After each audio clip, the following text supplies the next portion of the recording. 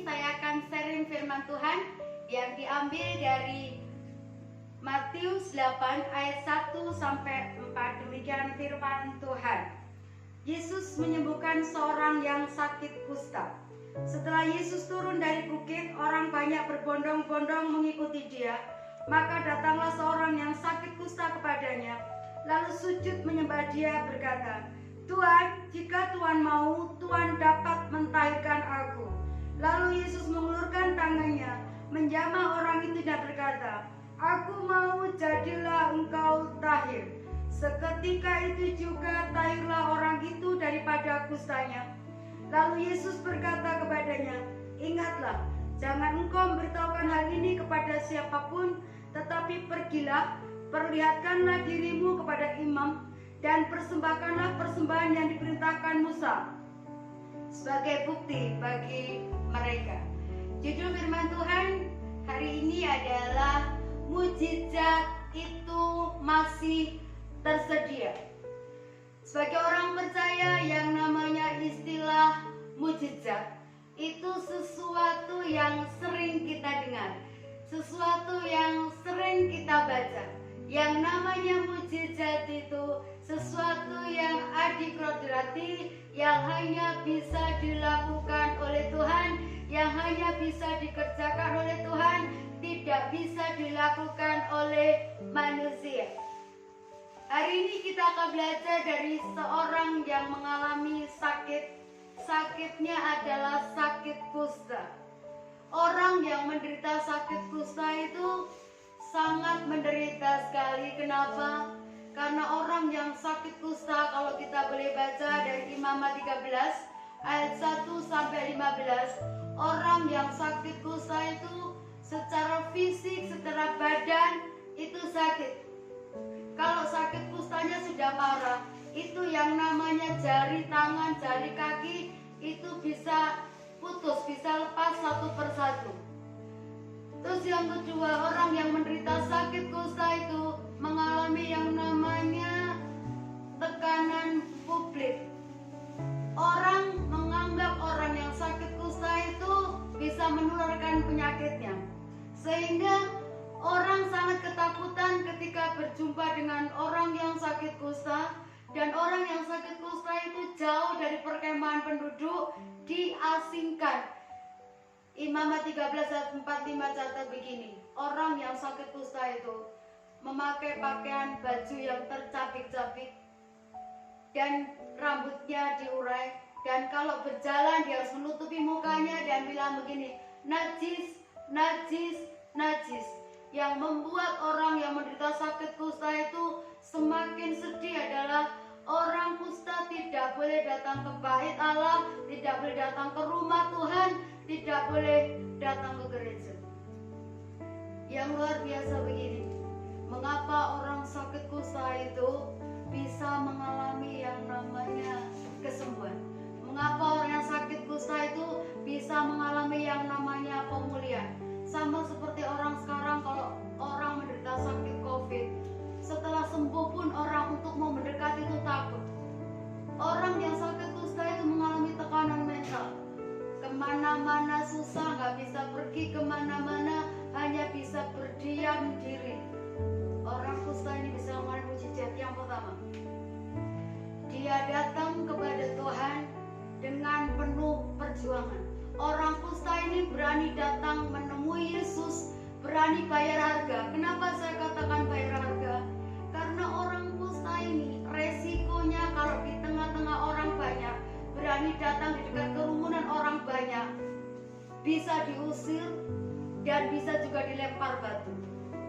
Tapi ternyata begini, untuk datang kepada Tuhan, orang kusta ini tidak pantang menyerah, terus bergerak, terus melangkah, asal ketemu Tuhan. Orang bertemu Tuhan, mendapatkan mujizat Tuhan, harus berani bayar harga.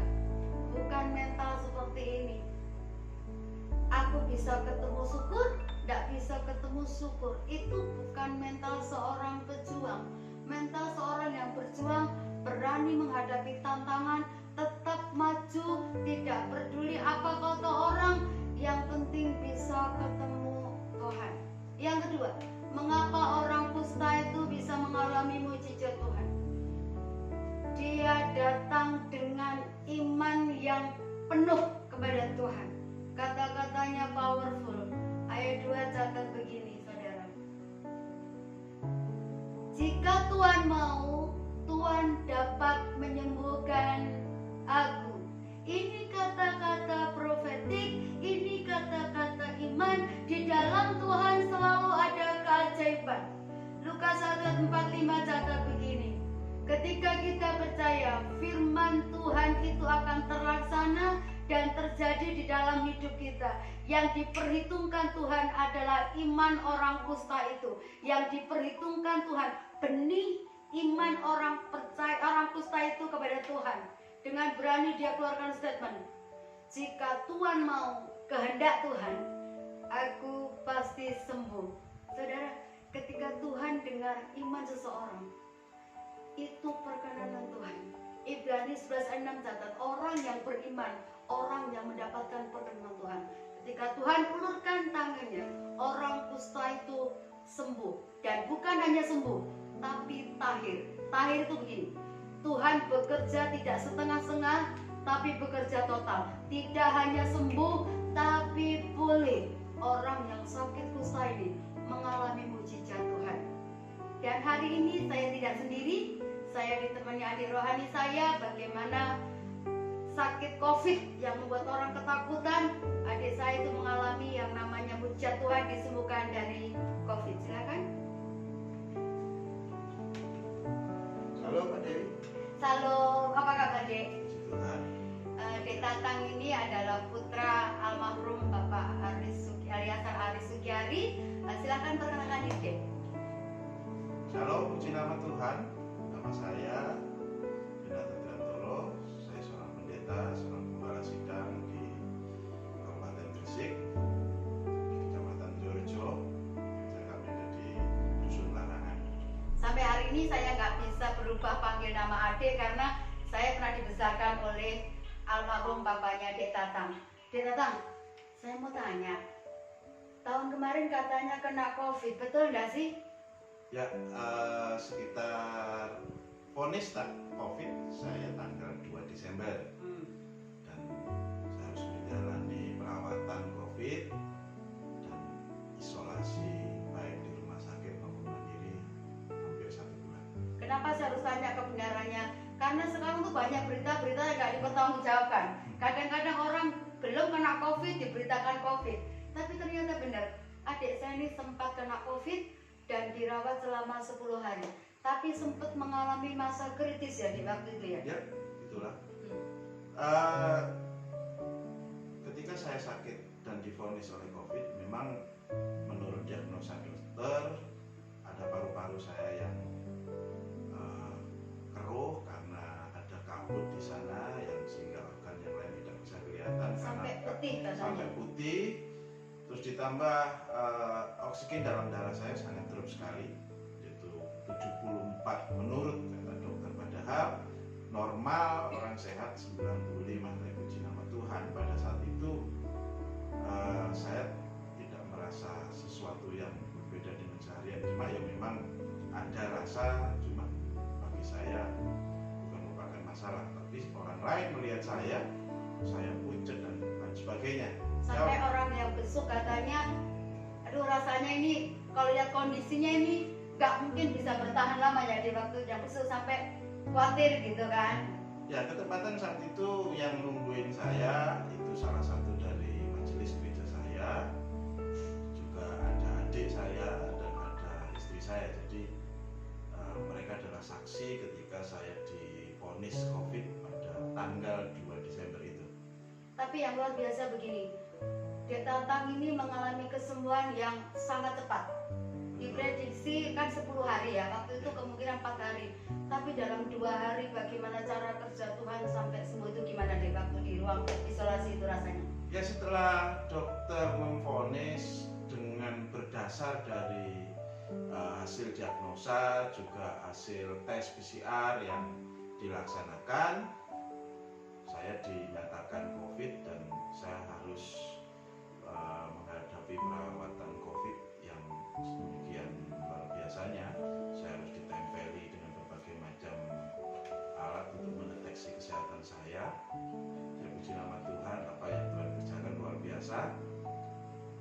perkiraan dokter saya harus istirahat minimal 10 hari.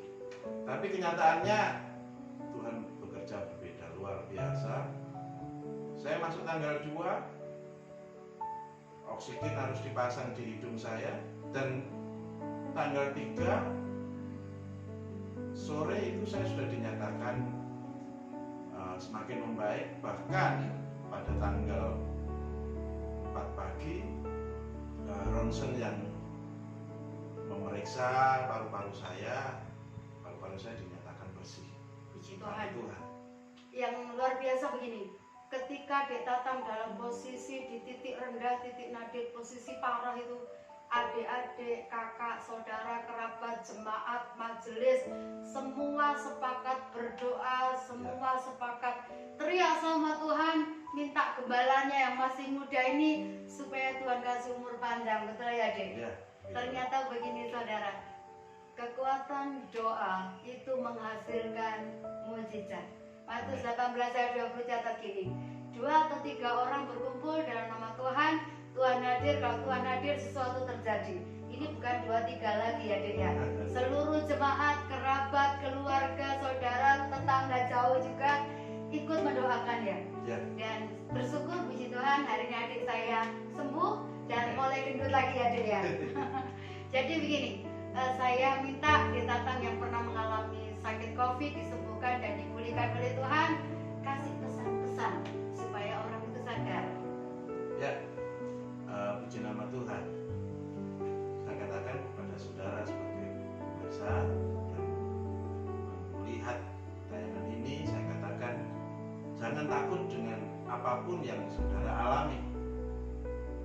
Masalah boleh datang, bahkan sakit penyakit yang menakutkan pun terlalu bisa untuk datang ke mengenai tubuh kita. Tapi satu hal saudara harus yakin bahwa segala sesuatu itu Tuhan terlalu mampu untuk menyembuhkan, Tuhan terlalu mampu untuk memulihkan. Apapun itu, COVID lah, yang sakit apapun, masalah apapun, Tuhan pasti bisa, Tuhan pasti mampu. Asal satu, tetap punya iman kepada Tuhan, dan terpenting lagi jaga kesehatan. Protokol kesehatan itu juga penting. Karena apa? Karena itu adalah hal yang harus kita lakukan, terutama pakai masker, cuci tangan, terus jaga jarak. Karena apa? Jangan sampai kita tertular dan kita yang menularkan. Nah, karena ingat, penyakit COVID itu ada. Dia tidak hanya sekedar isu, hanya sekedar hoax, tapi benar-benar ada. Tapi ingat, jangan takut, tapi juga harus waspada. Begitu. Terima kasih Dek Tatang untuk